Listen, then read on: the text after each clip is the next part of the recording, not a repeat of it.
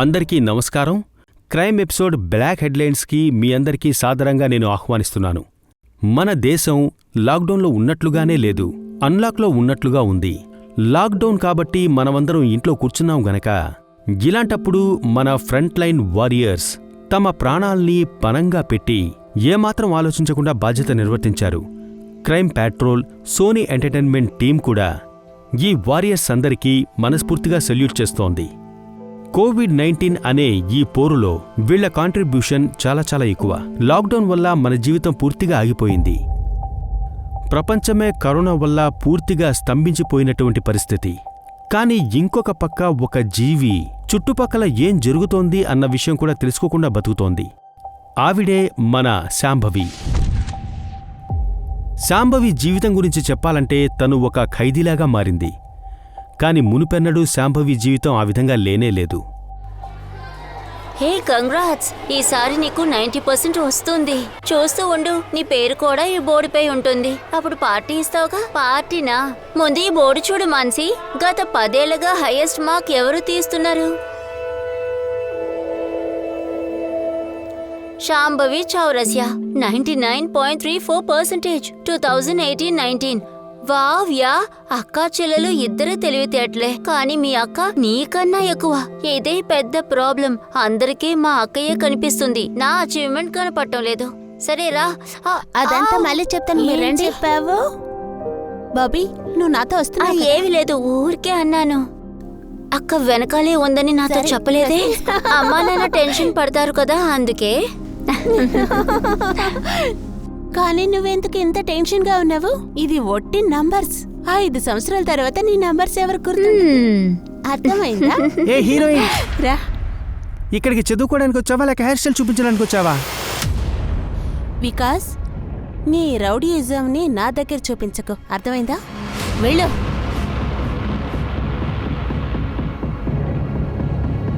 ఎలా ఉన్నారు చమన్ మావయ్య? ఇదిగోండి భోజనం. అక్క, ఇందులో నీ తప్పేం లేదు. అమ్మా నాన్న నేను అర్థమేలా చెప్తాను. అమ్మా నాన్న అంటే నాకు భయం లేదు, బామ్మ అనుకుంటేనే నాకు టెన్షన్. ఎంత జరిగినా కూడా నువ్వెలా ఇంత నార్మల్ గా ఉంటున్నావు? బామ్మతో తిట్లు తినే అలవాటైపోయింది. సరే సమన్ మావయ్య, మీరు తినండి, నేను బయలుదేరుతాను.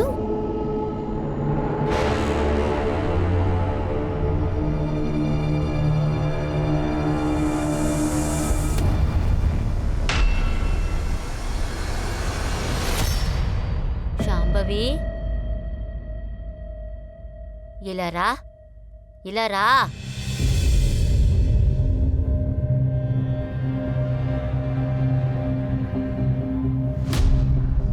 జుట్టు కత్తిరించుకున్నావు, మమ్మల్ని ఎవరిని అడగకుండా. రాజీవ్, ఆర్తి, ఇక్కడికి రండి. ఏమైందమ్మా? అమ్మా, ఏమైంది? ఎన్నిసార్లు చెప్పాను నీ కూతురికి మర్యాద నేర్పించు అని. చూసావా, ఇది ఈ రోజు జుట్టు కత్తిరించుకుని వచ్చింది. నువ్వెళ్ళు నీ రూమ్ కి.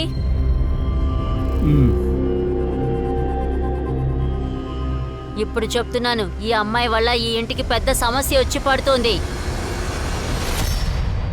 అమ్మా నాన్న, బామ్మ దగ్గర నువ్వు మాట్లాడొచ్చు కదా, ఎందుకు ఎప్పుడు తిడుతూనే ఉంటారు? చూడమ్మా, నానమ్మ చెప్పేది సీరియస్ గా తీసుకోకూడదు. ఎలా నిదానంగా ఉంటాం? ఇప్పుడే కదా స్కూల్ నుంచి వచ్చాం. తిట్టని పర్వాలేదు, కాస్త భోంచేసిన తర్వాత చెప్పొచ్చు కదా. లేదు బాబీ, నాకు ఆకలిగా లేదు, నేను మళ్ళీ తింటాను. అమ్మా, చమన్ మావయ్యకి భోజనం పెట్టి నేను తీసుకెళ్తాను. సరే సరేరా. అవును, జుట్టు కట్ చేసినప్పుడు చెప్పవా? తర్వాత చెప్తాను, రండమ్మా. బాబీ, నువ్వు నాతో వస్తావు కదా? నాకు బాగా తలనొప్పిగా ఉంది, నువ్వు వెళ్ళిరా. సరే, నువ్వు రెస్ట్ తీసుకో.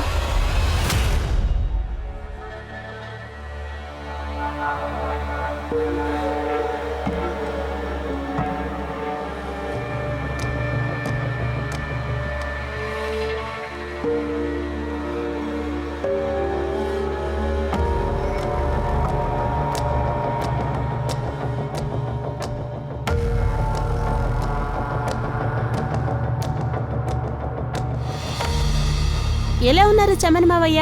ఇదిగోండి భోజనం. అమ్మ బంగారం, ఎంత కష్టపడి నాకు అన్నం తెస్తున్నావు. ఒక్కరోజు కూడా భోజనం తీసుకురాకుండా ఉండలేదే. నేను నా దేవుడు బాగా చూస్తాడమ్మా. సరే చమన్ మావయ్య, మీరు తినండి, నేను వెళ్తున్నాను.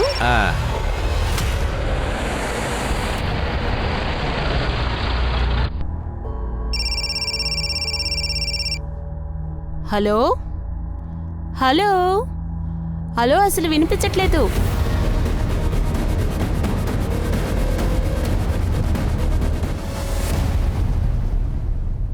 బాబీ అక్కని తీసుకురా అమ్మా. హా.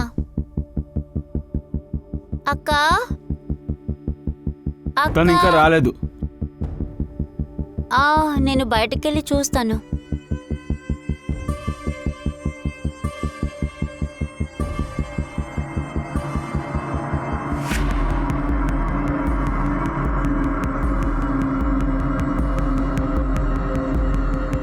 బయట ఎక్కడా లేదు. ఎక్కడికి వెళ్ళి ఉంటుంది? నేను ఫోన్ చేస్తానుండు.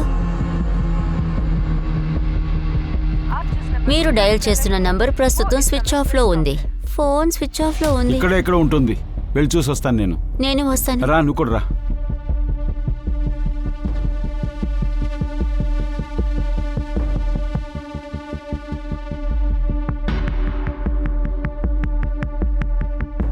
చమన్, నా కూతురు శాంభవి ఇక్కడికి వచ్చిందా? అవును సార్, ఎప్పుడులాగే భోజనం తీసుకొచ్చింది. చాలా బాగుంది. తను ఎటువైపు వెళ్ళింది? ఇంటి పక్కనే.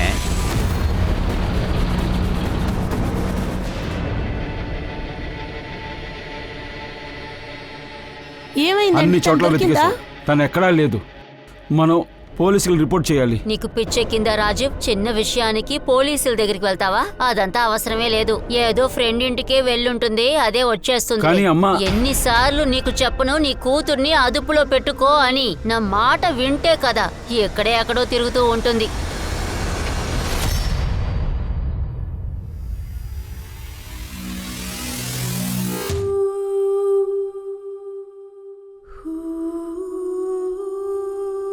అమ్మా ప్లీజ్ ఏడవద్దు. ప్లీజ్ పోలీసులకు ఫోన్ చేయండి. నా కూతురు ఏ పరిస్థితిలో ఉంది, ఎలా మీ ఉందో కూతురు చాలా తెలియట్లేదే. హాయిగా ఉంటుంది. ఎక్కడేవి తలుపు బద్దలు కొట్టి ఎత్తుకెళ్లేదు దాన్ని. మళ్ళీ అంటున్నాను, ఎవ్వరు పోలీసులకి అసలు వెళ్ళకూడదు. అనవసరంగా పేరు పోగొట్టుకోండి.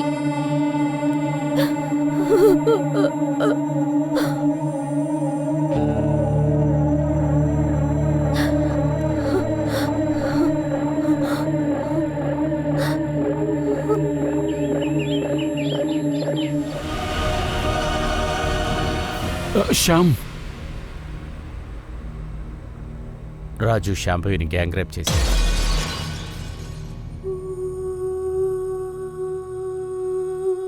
ఒకవేళ ఇద్దరి కంటే ఎక్కువగా ఉండొచ్చు. చాలా బాధ పెట్టారు.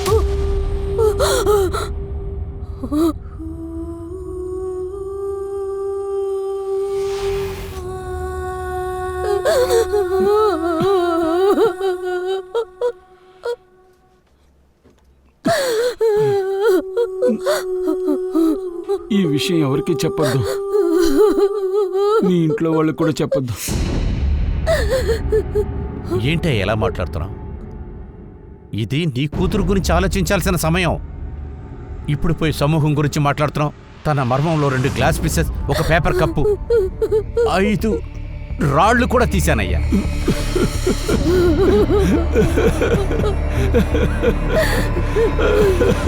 రాజు, ఇలా చూడు, తాను అనుభవించిన బాధ ఏంటో మనకు తెలీదు, కానీ ఆ ఘోరం అనుభవించింది తనే. నేను నా ఇన్ని సంవత్సరాల ఎక్స్పీరియన్స్లో నేను ఇటువంటి దారుణాన్ని ఎప్పుడూ చూడలేదు. రాజు, నేను ఒక డాక్టర్ మాత్రం కాదు, నేను నీ ఫ్రెండ్ కూడా. నేను చెప్పేది విను. పోలీస్ స్టేషన్కి వెళ్ళు, కంప్లైంట్ ఇవ్వు. ఒక మంచి తండ్రిగా నువ్వు నడుచుకోవాలి. ఏం టెన్షన్ పడకండి, ఎఫ్ఐఆర్ రాసేశాం. మీ డాటర్ని స్టేషన్కి తీసుకురండి. సార్, నా కూతురు పరిస్థితి చాలా దారుణంగా ఉంది సార్. తను అసలు ఇక్కడ రాలేదు సార్. సరే, మీ అమ్మాయి మీకు ఎక్కడ దొరికిందో చెప్పండి. హుమాయూన్ నగర్లో ఒక లేడీ ఇంకా వాళ్ళ అబ్బాయి హెల్ప్ చేశారు సార్. సరే సార్, అదంతా మేము చూసుకుంటాం. ఇంకో కొన్ని డీటెయిల్స్ కావాలా సార్? సార్, నేను అన్నీ మీకు చెప్పేశాను కదా సార్. ఇప్పటి వరకు మీకు తెలిసిందే కదా, మీరు నాకు చెప్పారు. ఇప్పుడు నేను అడగబోయే క్వశ్చన్స్కి మీరు ఆన్సర్ ఇవ్వండి. మీ అమ్మాయి ముందు రోజు రాత్రే కనిపించకుండా పోయిందని చెప్పారు. అవును సార్. సూపర్ రాజు సార్, ముందుగానే కంప్లైంట్ ఇవ్వడానికి రావాలి కదా, ఎందుకింత లేట్ చేశారు? సార్, ఇది నా కూతురు విషయం కాదు సార్. ఇదే మీరు చేసిన మొదటి తప్పు. మీరు ముందుగానే వచ్చుంటే ఈ ప్రాబ్లం ఎప్పుడో సాల్వ్ చేస్తుండొచ్చు కదా. సరే వదిలేయండి. ఇక నుంచైనా సరే జాగ్రత్తగా ఉండండి. విషయం ఎవరికీ బయట చెప్పకండి. నేను చెప్పేది అర్థమవుతుందా? మీడియాకేమీ చెప్పకండి. సార్, అన్నయ్య చెప్పండి. Hansika, I need your help. పోలీసులో కంప్లైంట్ ఇమ్మని చెప్పి శాంభవి ఫ్యామిలీని కంపల్ చేసి నేను అక్కడ పంపించాను. పోలీసులకి శాంభవి వాక్కుమూలం కావాలి. కానీ అటువంటి పరిస్థితిలో తను లేదు. తన పరిస్థితి చాలా దారుణంగా ఉంది. హన్సిక, నేనేమనుకుంటానంటే ఈ కేసు బయటికి రావాలి. అప్పుడే పోలీసుల మీద ప్రెషర్ వస్తుంది. అన్నయ్య మీరు బాధపడకండి. మిమ్మల్ని శాంభవిని నేను వదలను. థ్యాంక్ యూ మా. నగరంలో గ్యాంగ్ రేప్ జరిగి 3 రోజులయ్యింది. కానీ పోలీసులు ఇప్పటి వరకు ఏ స్టెప్ తీసుకోవటం లేదు.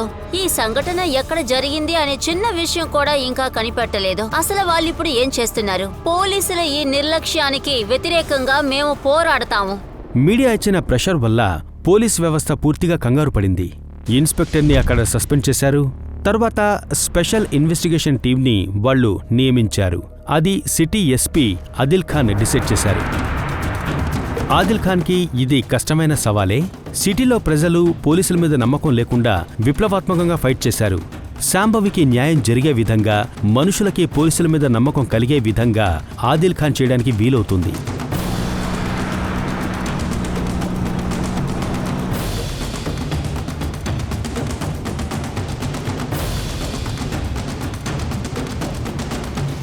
సార్, ఇంకా ఏంటి సార్ బాకీ ఉంది? ఎందుకు విచారణను ఇంకా మమ్మల్ని ఇబ్బంది పెడుతున్నారు? రాజు సార్ మిమ్మల్ని ఇబ్బంది పెట్టడానికి ఇక్కడికి రాలేదు. మా డిపార్ట్మెంట్ మనిషి సరిగ్గా డ్యూటీ చూడలేదు. అది సరిచేయడానికి వచ్చాము. మీ కూతురు శాంభవికి న్యాయం చేయడానికి వచ్చాం. నేను కూడా ఒక బిడ్డకు తండ్రినే.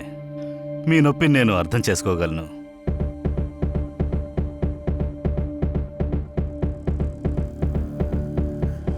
రండి సార్, రండి.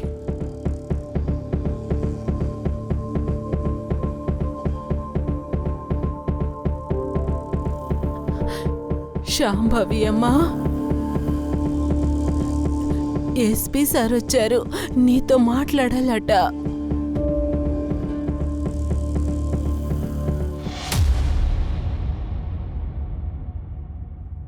భయపడకమ్మా, ఈయన కొత్త ఆఫీసర్, నీకు సహాయం చేయాలని వచ్చారు. శాంభవి తల్లి, ఈ ప్రశ్నకు సమాధానం చెప్పడం కష్టమని తెలుసు. కానీ ఆ రోజు జరిగింది నువ్వు మళ్ళీ ఇంకోసారి చెప్పగలవా? శాంభవి అమ్మా. వద్దండి, పర్వాలేదు, వదలండి. నేను తర్వాత వస్తాను.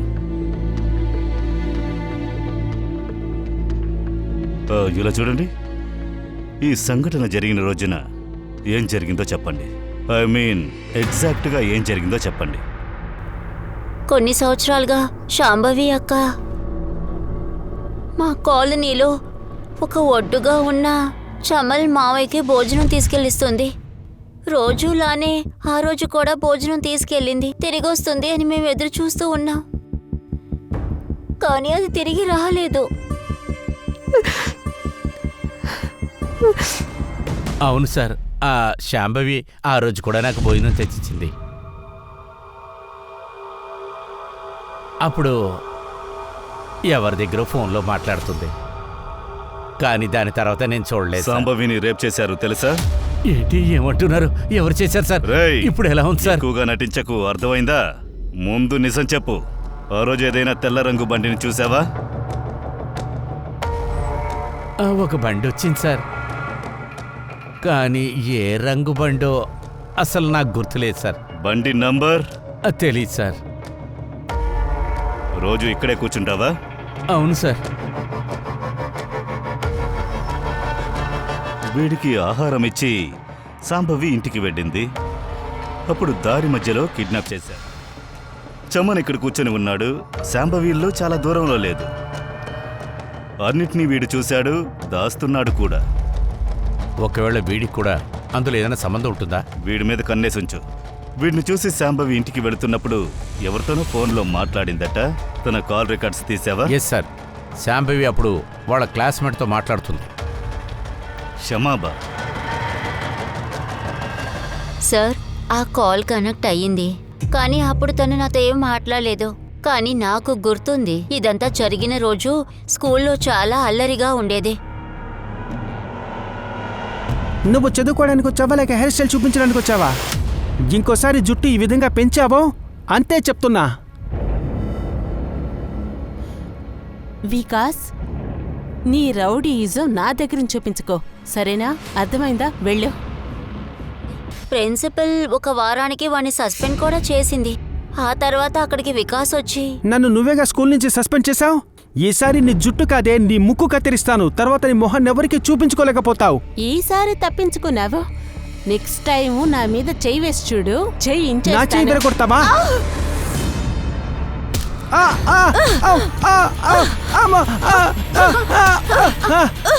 ఏయ్, నా మీద చేసావా? నిన్ను వదిలిపెట్టనే, నీ మీద పగ తెచ్చుకుంటా, లేకపోతే నా పేరు వికాస కాదు. తల్లి శాంభవి, దిగులు పడకు. నిన్ను బాధ పెట్టేలాగా ఏ ప్రశ్న అడగను.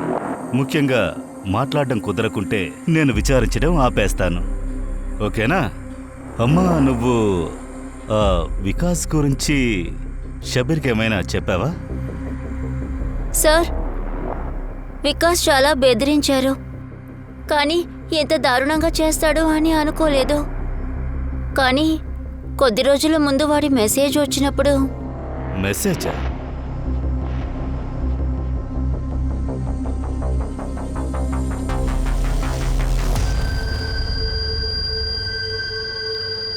ఇదిగో తీసుకో. సార్,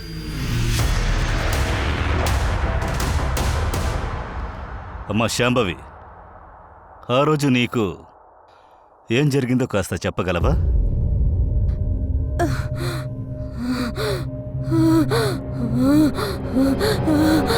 ఇట్స్ ఓకే తల్లి, రిలాక్స్, ప్రశాంతంగా ఉండు. ఎలాంటి సమస్య లేదు, స్ట్రెస్ అవ్వకు.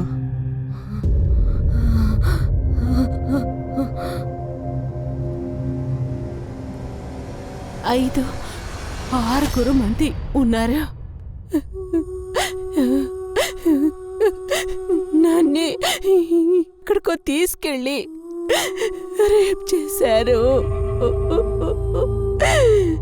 నేను హెల్ప్ చేయమని అరిచావు.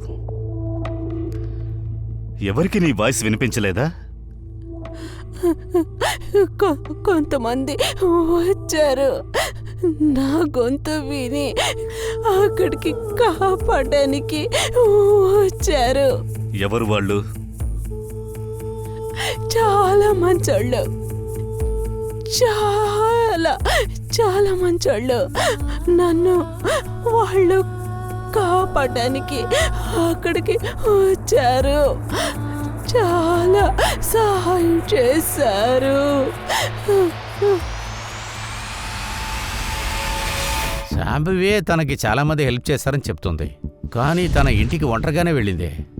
చాలా మంది తనకు సహాయం చేసింటే వాళ్ళెందుకు ముందుకు రాలేదు? ఎవరైనా బెదిరించుంటే? ఏం ప్రాబ్లం లేదు. క్రైమ్ సీన్ ఎక్కడో తెలిసిందంటే అన్ని విషయాలు తెలుస్తాయి. వైట్ వ్యాన్ క్రైమ్ సీన్ ఎక్కడో కనిపెట్టు. అలాగే ఆ వికాస్ గారిని పోలీస్ స్టేషన్కి రమ్మని సార్. చెప్పు, శాంభవికి నీకు ఏంటి సమస్య? నాకు శాంభవికి గొడవ జరిగింది సార్, కానీ ఈ ఇన్సిడెంట్కి నాకు ఎలాంటి సంబంధం లేదు సార్. ఆ రోజు ఎక్కడున్నావు? నేనప్పుడు ఇంట్లోనే ఉన్నాను సార్. అయితే నువ్వేమీ చెయ్యలేదు. డిఎన్ఏ శాంపుల్ ఇవ్వడంలో ప్రాబ్లం లేదు కదా? అలాగే ఆ మెసేజ్, శాంభవికి ఆ మెసేజ్ ఎందుకు పంపావు? ఆ అవకాశాన్ని నేను నాకు అనుకూలంగా మలుచుకున్నాను సార్. ఆ టైంలో నేను తన్ని చులకనగా మాట్లాడతానని నేను అనుకున్నాను సార్. ఓరంబొకు నాయాలా, నువ్వు చేసిన పనికి నీ తోలు తీయగలను తెలుసా?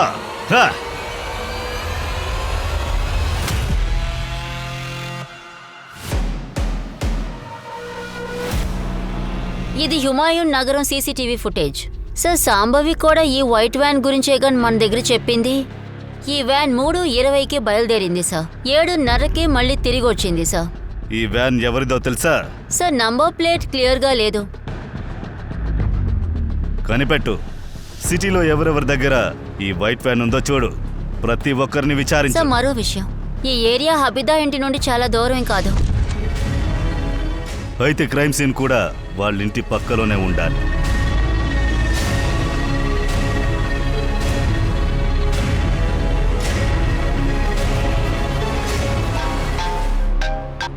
ఎస్ నిఖిత,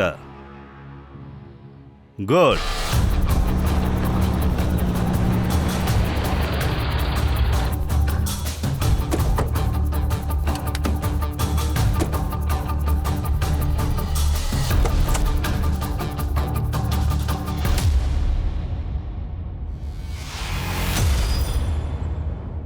ఎవరో కొంతమంది సాయం చేయడానికి వచ్చినట్టు సాంబవి చెప్పింది. బాటిల్ని వాళ్ళు ముందే తెరిచుండాలి, బాటిల్ని వాళ్ళు ముందే అక్కడ పగలగొట్టుండాలి. దాన్ని ఉపయోగించి తన్నిక్కడ పొడిచుండాలి.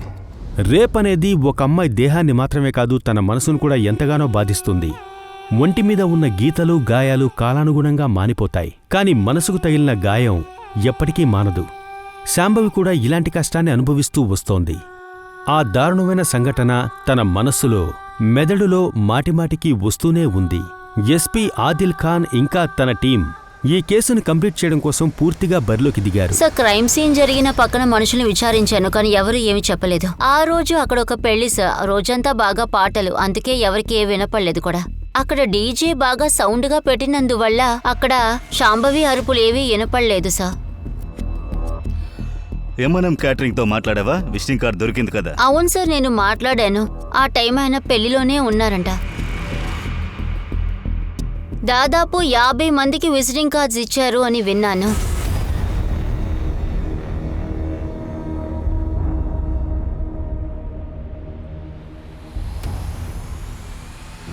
ఆ రోజు సాంభవిని తీసుకుని ర్యాండమ్గా మయూర్ నగర్కి వెళ్ళలేదు. పెళ్లి జరుగుతోందని తెలుసు, అందుకే ఆ చోటుకు తీసుకువెళ్లారు. అప్పుడే పెళ్లి సందడిలో అమ్మాయి అరుపులు ఎవరికీ వినిపించవని. పక్కా ప్లాన్. అందరికీ ఇన్ఫార్మ్ చేయి. వాళ్ళకి చెప్పు, ఏ తెలిసినా కూడా వెంటనే ఇన్ఫార్మ్ చేయాలని. సార్, మన ఇన్ఫార్మర్ దగ్గర నుంచి మనకు ముఖ్యమైన విషయం వచ్చింది సార్. నువ్వు ఏమీ చూడలేదా ఈ ఫోన్? నిజంగా చెప్తున్నాను సార్, అసలు నేను ఏమి చూడలేదు. ఇది ఆ పాప ఫోన్ అని నాకు తెలియదు సార్. నాకు కింద దొరికింది, నేను తీసి పెట్టుకున్నాను సార్. మా అమ్మ మీద ఒట్టుగా నేను నిజమే చెప్తున్నాను సార్. ఇంకో నిజాన్ని చెప్పు, నీకెలా ఇంత డబ్బు దొరికింది?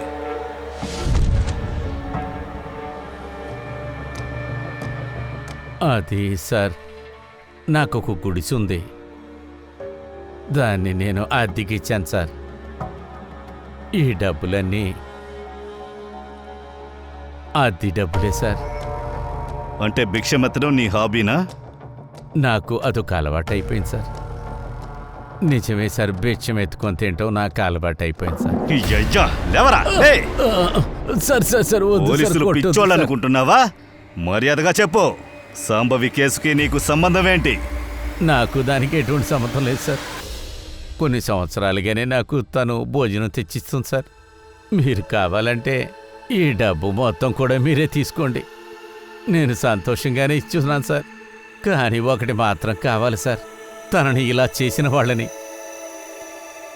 దయచేసి మీరు వదలొద్దు సార్. నేను మిమ్మల్ని కాళ్ళు పట్టుకొని బతుకులాడుతున్నాను. ఇదంతా నా తప్పే. ఎప్పుడు చూసినా తిడుతూనే ఉంటాను, నీతో ప్రేమగానే లేను. ఇక మీదట ఎలాగైనా డ్రెస్ చేసుకో, ఇష్టం వచ్చినట్టు జుట్టు కత్తిరించుకో. ఇక మీదట నిన్నేనేమి అనను. నయమైతే మాకు అదే చాలు. ఇప్పుడు బాధపడి ఏం లాభం? మీరు ఇక్కడి నుంచి వెళ్ళిపోండి. మీరు వెళ్ళండి. సార్, డమ్ థియేటర్స్ నుంచి ఏమీ దొరకలేదు. ఏరియాలో చాలా నంబర్లు దొరికాయి, ఎందుకంటే అక్కడ చాలా టవర్స్ ఉన్నాయి సార్. చాలా మంది కూడా ఉన్నారు, కానీ వికాస్ ఫోన్ ఆ టైంలో యాక్టివ్గా లేదు సార్. తెలివిగా ఫోన్ నీ ఇంట్లోనే ఉంచుంటాడు. ఫోరెన్సిక్ అప్డేట్ ఏదైనా? Yes sir, crime scene glass pieces కూడా విక్టిమ్ బాడీలో ఉన్న గ్లాస్ పీసెస్ తో మ్యాచ్ అవుతోంది. క్రైమ్ సీన్ లో దొరికిన ఆ క్లోదింగ్ లో డిఎన్ఏ కూడా మ్యాచ్ చేశారు. మన విక్టిమ్ డిఎన్ఏ ఆ డిఎన్ఏ కూడా మ్యాచ్ అవుతుందా లేదా అని ఇంకా వారంలో తెలుస్తుంది. విచారణను కాస్త తిప్పేసి చూస్తే అంటే sir I mean other way round. ఇప్పటి వరకు మనం విక్టిమ్స్ ద్వారా మిగతా వాళ్ళని వెతుకుతున్నాం. దీన్ని అలాగే తిరగేసి డమ్ డేటాలో ఏ నంబర్ దొరికిందో దాని ప్రొఫైల్ని చెక్ చేయి.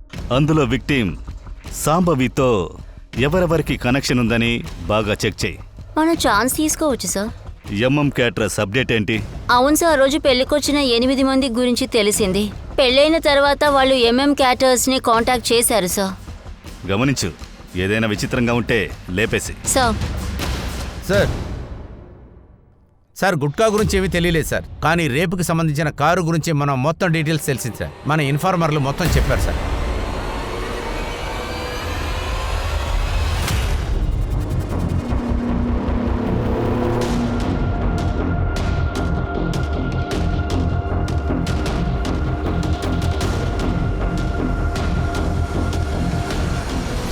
సార్ సాంబవి ఆరోగ్యం బాగోలేదు సార్. తనకి నమ్మకం పోతుందని కూడా సార్. తన హెల్త్ ఇంప్రూవ్మెంట్ అవుతుందని చెప్పారు కదా డాక్టర్. రిపోర్ట్స్ మొత్తం ఇంప్రూవ్ అవుతున్నట్లే చూపిస్తూ ఉన్నాయి సార్. కానీ శరీరంలో మాత్రం ఏ ఇంప్రూవ్మెంట్ లేదు సార్. తన కాలు కూడా అసలు కదపలేకపోతుంది సార్. తన మనసులో తను గుణమవ్వాలని కూడా అనుకోవట్లేదు సార్. సార్ మందులు పనిచేయచ్చు సార్, కానీ మనిషి తన విల్ పవర్తోనే గుణమవుతాడు సార్. ఈ రేపు హ్యూమిలేషన్ అంతా కలిపి తన బ్రెయిన్ని అసలు పనిచేయనీయకుండా చేస్తుంది సార్. తనుగా అనుకుంటే తప్ప గుణమవటానికి ఛాన్స్ లేదు సార్. ఆ కారు డీటెయిల్స్ ఆర్టీలోంచి వచ్చాయి సార్. ఆ కారు షేక్ అనే పేరు మీద రిజిస్టర్ అయి ఉంది. కానీ వాడు ఇప్పుడు దుబాయ్లోనే ఉన్నాడు సార్. వాడి కారునే కదా యూజ్ చేశారు, తప్పించుకున్నాడేంటి? సార్ ఇంకొక విషయం తెలిసింది. ఫేట్ బయలుదేరి దుబాయ్ వెళ్ళిన వెంటనే విక్రమ్ బేత్ అనే ఒక అతను వాడు కూడా దుబాయ్ వీసాకి అప్లై చేస్తున్నాడు సార్. 3 నెలల క్రితం కూడా వాడికి దుబాయ్ వెళ్ళాలనే ఆశే లేదంట. ఇన్ఫార్మర్లు చెప్తున్నారు వాడి దగ్గర డబ్బు కూడా లేదంట. ఒక చిన్న సందేహం వచ్చి వాడి డేటా మొత్తం నేను చెక్ చేశాను సార్. అక్రమ్ ఫియాజో అక్కడే ఉన్నారు. అవును సార్. వాళ్ళని తీసుకురా. Yes sir. నువ్వు దుబాయ్కి టికెట్లు తీసుకున్నావు. ఇంకా ఎవరెవరు అక్కడున్నారు పేర్లు చెప్పు. పేర్లు తెలియకుండా ఉండొచ్చు, మొహాలు తెలుసు కదా. అక్కడెవరెవరున్నారో వాళ్ళని గుర్తుపట్టగలవు కదా. 7 మంది లిస్టు నువ్వు తీసావు కదా. వాళ్ళ ఇంట్లో ఫంక్షన్ ఉంది, ఫోటో నువ్వు చూపించు.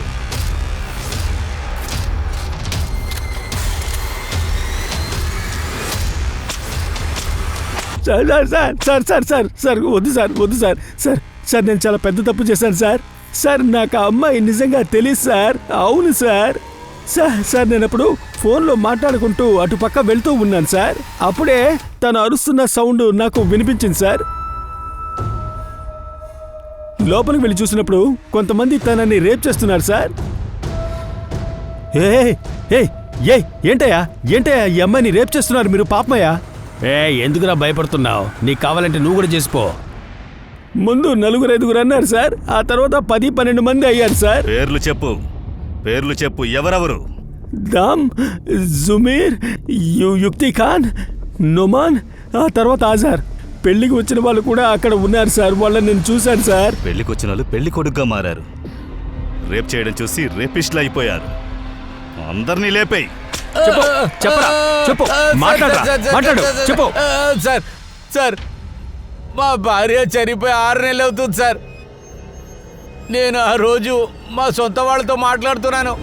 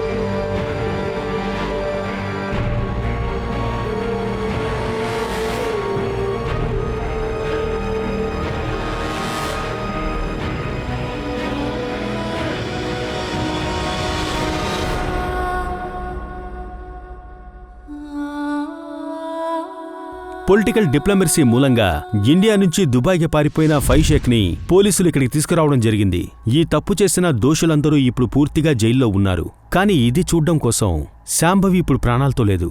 అదే చాలా దారుణమైన విషయం. శాంభవి చాలా తెలివైన అమ్మాయిలాగా ఉండేది.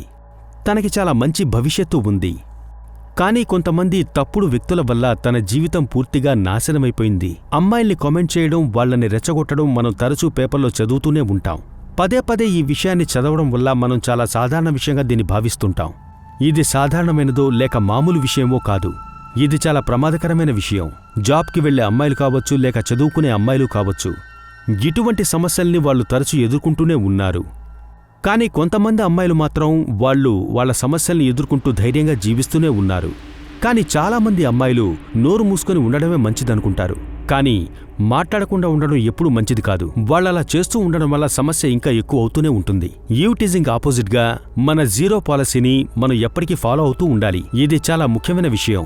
అదేవిధంగా అలా చేసేవాళ్లకి ఆపోజిట్గా పోలీసులు చాలా బలమైన యాక్షన్ కూడా తీసుకోవాలి. అప్పుడే ఆడవాళ్లు జీవించే దేశంగా ఇది మారుతుంది. ఈ మంచి మెసేజ్తో ఇప్పుడు నేను సెలవు తీసుకుంటున్నాను.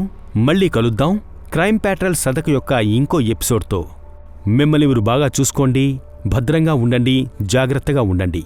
జై హింద్.